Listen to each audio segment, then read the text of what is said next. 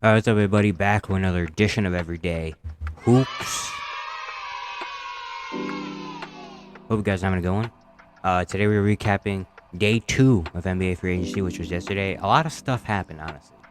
Like, not even saying like a lot of crazy league-changing things, but just a lot of stuff in general just happened. A lot of trades, signings, stuff like that. So we're gonna get into it today. Thank you guys for the views on the videos and the shorts recently. I really appreciate it. If you do like the content around here, consider subscribing, like, turn notifications to all stuff like that. I'd really appreciate it. Really upset a lot. Look at the analytics. A little bit less than 1% of you that actually watch the videos are subscribed. So, if you like the content and watching it, hit the subscribe button. Really help out a whole lot. And yeah, it might be a long video, I don't know. But let's not waste any more of your time. Let's get right into it. So again, like I said, there's a lot of stuff that happened yesterday. We're gonna go with probably not the biggest news, but one of the bigger players left after day 1 of free agency was Brook Lopez. A lot of people were wondering where Brook Lopez is gonna go, and he ultimately re-signs in Milwaukee on a 2-year, $48 million contract. Lines up with Chris Middleton's contract, who has a player option after year 2, and Giannis as well. Reports saying that the Rockets offered a little bit more money for 2 years, but ultimately he ended up going back to Milwaukee, which is huge for the Bucks because there's a real possibility.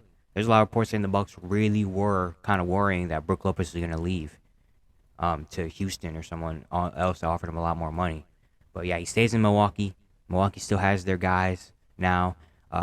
Looking at some Bucks fans, I guess they maybe overpaid a little bit, but they honestly I don't even mind it because they had to do it to keep Brook around because Brook's a big part of their team, and now they keep their core together, which is good. And also for the Bucks, they re-signed Jay Crowder as well to a 1-year deal. There's a lot of Buck fans as well thinking that they were going to lose Jay Crowder, but he stays in Milwaukee on a 1-year deal. Yeah, the Bucks are just bringing the band back together. You know what I mean? So yeah, very solid moves, Milwaukee. Next thing we got to talk about the Lakers because the Lakers keep making moves.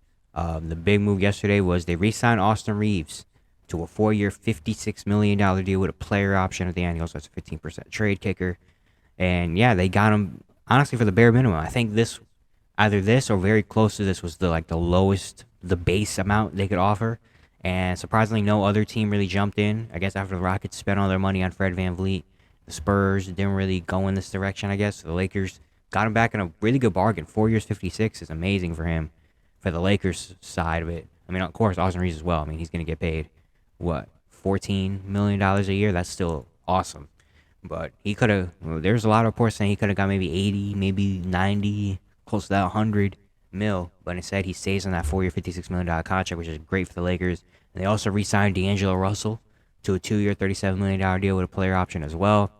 Just, there's no really other place to go, I guess, for him. And for cheap, I guess the Lakers are like, you know what, D'Lo, come back. Because they think about it, they still didn't really have a point guard. So even though D'Lo had that time last year with the Lakers, he's going to be back in LA. Hopefully he can be better. And they also signed Jackson Hayes to a 2-year deal as well. They needed a backup big man as well. And they pick up Jackson Hayes, a guy that showed a little bit in New Orleans, but didn't really have a great time over there. So now he gets to go to LA, play a smaller role, and hopefully be solid. He's going to bring some energy, some dunks, some blocks over to LA. And yeah, the Lakers are having an amazing free agency, honestly. Like in a few days, I'm going to do a winners and losers of free agency video. The Lakers are going to be on there.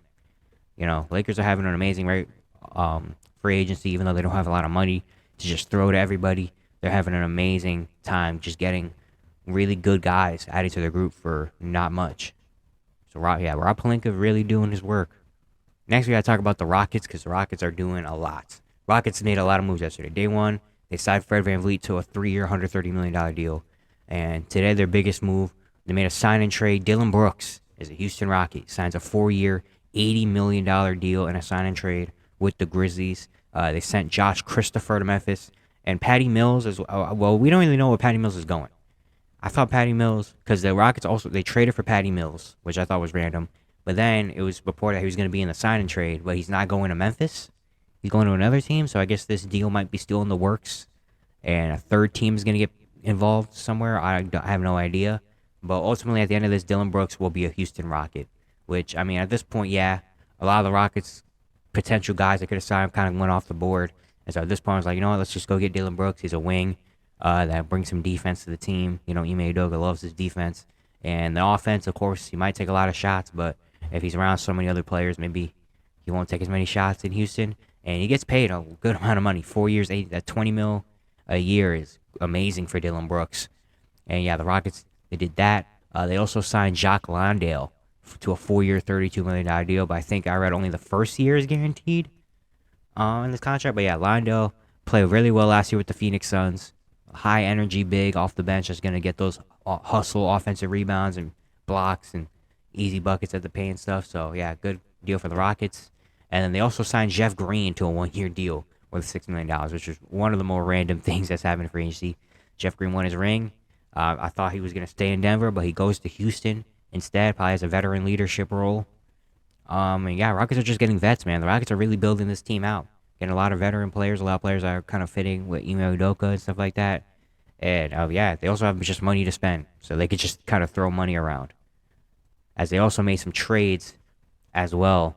They traded away Kenyon Martin Jr. to the Clippers, which was not surprising because it was the last few days it was reported that a lot of these guys might get traded. Kenyon Martin Jr. goes to the Clippers. I really like that move. Kenyon Martin Jr. had an amazing season last year with the Rockets, in my opinion. A Swiss Army knife kind of forward that does a little bit of everything, and I think he's going to have a big role with the Clippers next season because they don't really have. Said the Clippers are looking for young rotational players, and now they got one in Kenyon Martin Jr. They also traded away Usman Garuba and Ty Washington to the Atlanta Hawks. Yeah, just two rookies well, not rookies, but two first round picks that haven't really gotten a chance to play. So now they go to Atlanta. Will they get a chance to play? I don't know. But yeah, they're clearing up cap space. The Rockets are really just wheeling and dealing yesterday. Another move was Russell Westbrook is back in LA with the Clippers, signing a 2 year, $7.8 million deal with a player option. Love this move. I loved Russell Westbrook with the Clippers last year. He just really fit their team, fit their culture, and now he goes back on a probably not getting paid as much as he would like, or as other teams maybe could have possibly paid him. But I think it's just the right move. He's at this point in his career, he's gotten so much money, gotten so many awards. The only thing he doesn't really have right now is a championship. And so why not go back to the team that you played your best with, maybe on a cheaper deal? But he played great with the Clippers, and the Clippers really wanted him back. So yeah, I love this move from Westbrook and the Clippers. We also had Dante DiVincenzo leaving New York. Leaving Golden State, going to New York on a 4 year, $50 million deal. DiVincenzo played pretty well last year with the Warriors, and yeah, he gets his money. He goes to New York, really fits that team, and now we got the Villanova Knicks. Josh Hart, Jalen Brunson, and Dante DiVincenzo were all on the championship team with Villanova when they won their national championship, and now they're all back together again in New York. And yeah, he just really fits that Knicks team, honestly. Just a really good role player that's going to play hard, come off the bench. He can shoot the ball. He can handle the ball. He can defend. Just doesn't really do much wrong.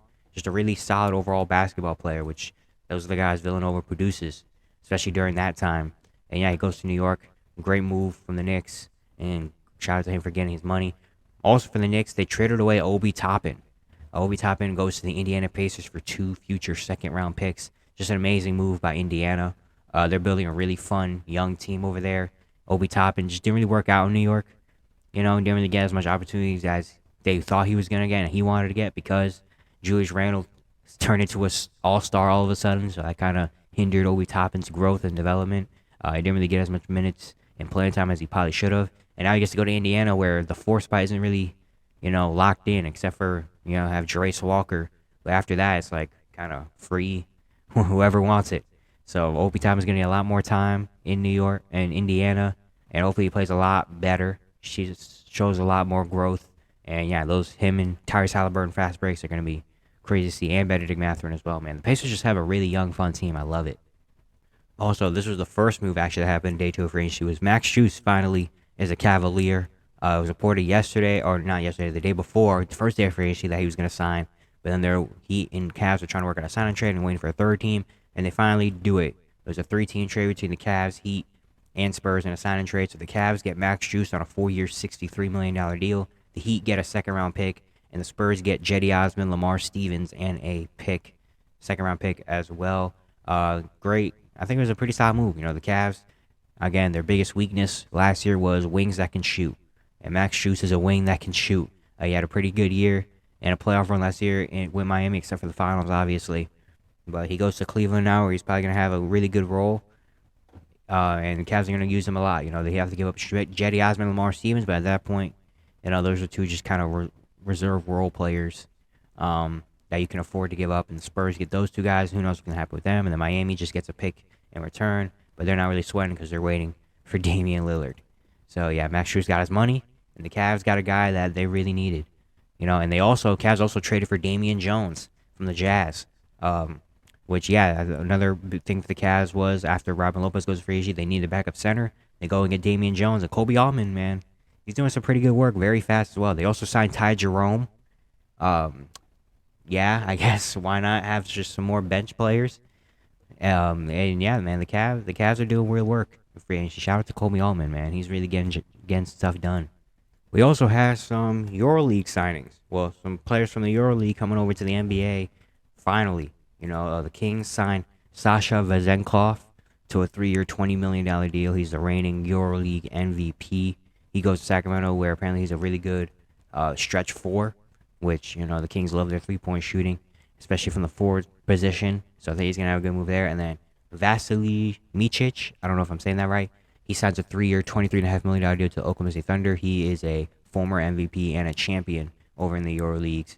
So, yeah, those two guys getting over to the NBA, those teams had their draft rights, so they finally come over. And we're going to see what those two do, see what roles they play, over for those teams. Very excited for them to come over, finally get their money, And quickly go down some other moves that happened yesterday as well. Dennis Smith Jr. signs a 1-year deal with the Brooklyn Nets. He had a pretty solid showing last year with the Charlotte Hornets, so now he gets to go to the Nets and maybe do something. Thomas Bryant signs a 2-year deal with the Miami Heat. NBA champion Thomas Bryant left the Nuggets to go to the Heat. It's funny, but yeah, the Heat didn't really have backup center play. They had Cody Zeller running out there. Now they get Thomas Bryant, who could show a little bit over in Miami. Patrick Beverley signs a 1-year deal with the Philadelphia 76ers. Him and PJ Tucker on the same court is going to be funny again. Actually, did they play together in Houston? I'm not 100% sure about that. But, yeah, Patrick Beverley goes to Philly. Yeah, that's going to be a very crazy team with Joel, PJ Tucker, Patrick Beverley all on the same court talking. That's going to be something. Mo Wagner re-signs in Orlando with a 2-year, $16 million deal. He's had some good showings in Orlando last 2 years, so that's a good move. Dwight Powell goes back to Dallas on a 3-year, $12 million deal. They said he wanted to be a mentor to Derek Lively. Dwight Powell is always just a very solid player, so why not? Jack White signs a 2-year deal with the Thunder. He was on the Nuggets last year. Yeah, that's all we know. Jalen McDaniels signs a 2-year, $9.3 million deal with the Toronto Raptors. The Raptors love their wings that are above 6'7", have 7-foot wingspans. Jalen McDaniels fits that mold. So, yeah, he gets to go over there and hopefully show some more. I was honestly kind of disappointed last year when he went to Philly that he didn't really have as big as a role as I thought he would. But hopefully he goes to Toronto and shows a little bit more. Sandro Mamukelashvili re-signs with the Spurs on a 1-year, $2 million deal. Spurs fans love that they kept him around. He actually had some pretty solid showings last year in San Antonio. Alex Len signs a 1-year deal to go back to Sacramento. He had a solid role last year with the Kings, so why not? And then Dante Exum is back in the NBA. He signs a 1-year deal with the Dallas Mavericks. I don't know how Dallas found him. He was playing. I forgot where he was playing. He was playing somewhere. He got into like a big fight last year, wherever league he was playing in. Well, he didn't get into a fight. Someone fought him. Whatever it was. But yeah, he comes back to Dallas. He plays defense. He plays defense. That's what Dallas needs. So he might play the Frank Ntilikina role when Frank Ntilikina was in Dallas. Just come off the bench for like 5 minutes and play defense. That's all you really got to do. And if you can knock down a 3 here and there, that's great. But yeah, I guess so. Dante Exum's back. Yeah, that's it. That was basically yesterday, day 2 of free agency. A lot more stuff looking clearer now. We still got a few free agents left there on the board. Nothing team changing or drastic, obviously, but just a bunch of really good role players, that can really come in and play a solid role left out there on the market. We're gonna see what happens today and then the rest of free agency. But yeah, that's it for today. Hope you guys enjoyed. Once again, if you enjoyed the content around here, consider subscribing, turn notifications, all stuff like that. I'd really appreciate it. Really upset a lot. And yeah, I'll see you guys tomorrow.